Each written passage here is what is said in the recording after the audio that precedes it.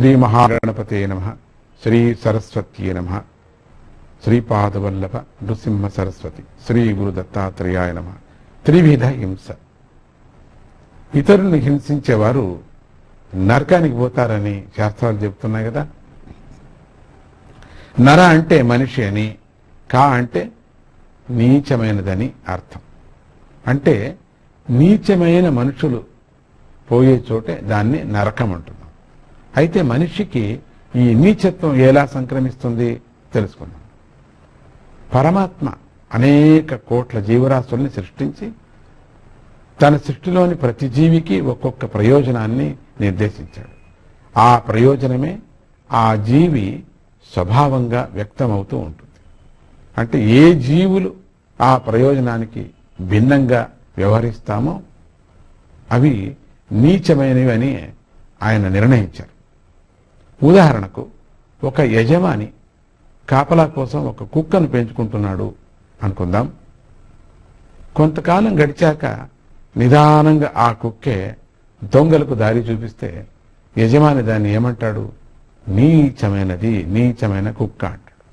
అలాగే మనందరికీ యజమాని అయినటువంటి ఆ భగవంతుడిచ్చిన జీవితాన్ని ఆయన ఉద్దేశించిన ప్రయోజనానికే కాక భిన్నంగా ఉపయోగించే వాళ్ళంతా ఏమంటున్నారు? వాళ్ళని నీచులు అంటున్నారు. అయితే మనిషికి పరమాత్మ నిర్దేశించినటువంటి ప్రయోజనం ఏమిటి? అయితే మానవులు తనను చేరుకోవటమే పరమాత్మను ఉద్దేశించినటువంటి ప్రయోజనం. ఆ ప్రయోజనమే నిజానికి మనిషి స్వభావంగా ఉండాలి. అంటే దానికోసమే మనిషి మనస్సును అత్యంత శక్తివంతంగా రూపొందించాడు. అంటే మనిషి స్వభావం అనేది చాలా ముఖ్యమైనది. తన మనస్సుతో అన్నిటికన్నా ఉత్తమమైనటువంటి ఆనందాన్ని, అంటే పరమాత్మను అందుకోగల శక్తిని భగవంతుడు మానవులకు ప్రసాదించాడు కదా. అయితే మనిషి ఆ మనశ్శక్తిని తన చుట్టూ కనిపించే సృష్టిని వశం చేసుకోవటానికి ఉపయోగిస్తున్నాడు కదా. ఈ భావంలోనే మనిషికి నరుడు అని పేరు కూడా వచ్చింది.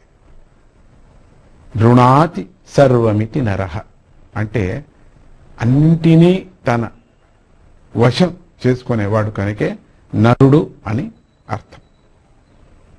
అంటే తన మనస్సును వశం చేసుకొని భగవంతుని చేరటానికి ప్రయత్నించక మిగిలిన సృష్టిని శాసించటానికి చూస్తున్నాడు. దానికోసం ఇతర మానవులను, జీవులను కూడా పీడించడం ప్రారంభం చేసుకుంటాడు.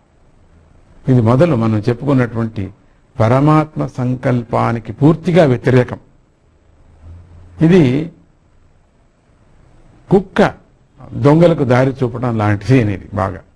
అందువల్లే ఇతరుల్ని పీడించే హింసాపరుల నరకానికి పోతారని శాస్త్రాలు చెప్పాయి. అయితే చాలా సందర్భాల్లో మనిషికి తాను ప్రక్క వాళ్లను పీడిస్తున్నాననేటువంటి విషయమే తెలియదు పాపం.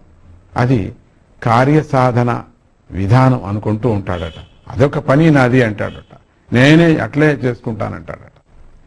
ఎదుటి వారి శరీరానికి అపకారం జరిగినప్పుడు మాత్రమే దాన్ని హింస అనుకుంటూ ఉంటారు. వాళ్ల మనస్సు కష్టపెట్టడం అంతకన్నా ప్రబలమైనటువంటి హింస అని తెలుసుకోలేరు పాపం. హింస అనేది శారీరక, మానసిక, వాచిక అనేటువంటి 3 రకాలుగా ఉంటుంది. అవమానించటం, తేజోవధ చేయటం వంటివి మానసిక హింస అని, తిట్టటం, లేనిపోని అపవాదాలు వేయటం వంటివి వాచిక హింస అని, దెబ్బలు కొట్టడం, వస్తువులు లాక్కోవటం శారీరక హింస అని కూడా. ఈ 3 రకాలైనటువంటి హింసను ప్రత్యక్షంగా చేసిన, పరోక్షంగా చేసిన, అంటే చేయించిన అవి నరకాన్నే కలిగిస్తున్నాయి. దత్త సద్గురు కృప వల్ల అటువంటి హింసా ప్రవృత్తి మీకు దూరమై ఆ పరమాత్మ ఉద్దేశించిన ప్రయోజనం మీకు సిద్ధించని అంటూ. ఎందుకంటే పరమాత్ముడు సృష్టి మనం అప్పుడప్పుడు అనుకుంటాం, ఎందుకయా పుట్టాం మనం అని చెప్పేసి.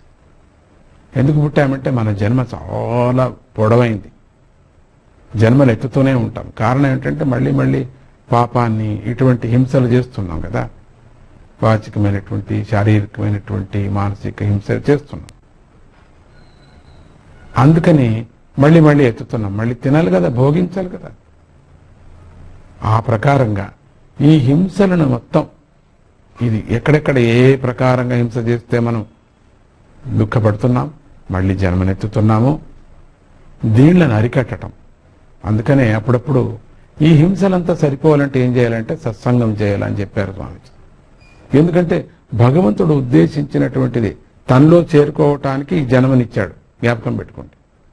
ఏదో భోగించటానికి ఇష్టం వచ్చినట్టు చెప్పటానికి అది కాదు, తనలో చేరటానికోసమే ఇచ్చాడు ఈ మానవ జన్మను. అందుకని ఈ మానవ జన్మను సార్థకం చేసుకోవాలా. ఎందుకంటే మన ప్రయాణం చాలా పెద్దది, మనం చాలా జన్మలు ఎత్తుతున్నాం. బ్రహ్మ దగ్గరికి వెళ్ళటానికి, పరమాత్ముడి దగ్గరికి వెళ్ళటానికి చాలా దూరం. కాబట్టే ఈ జన్మనిచ్చాడు దగ్గర చేసుకోవటానికి కోసం. జై గురుదత్త, శ్రీ గురుదత్త.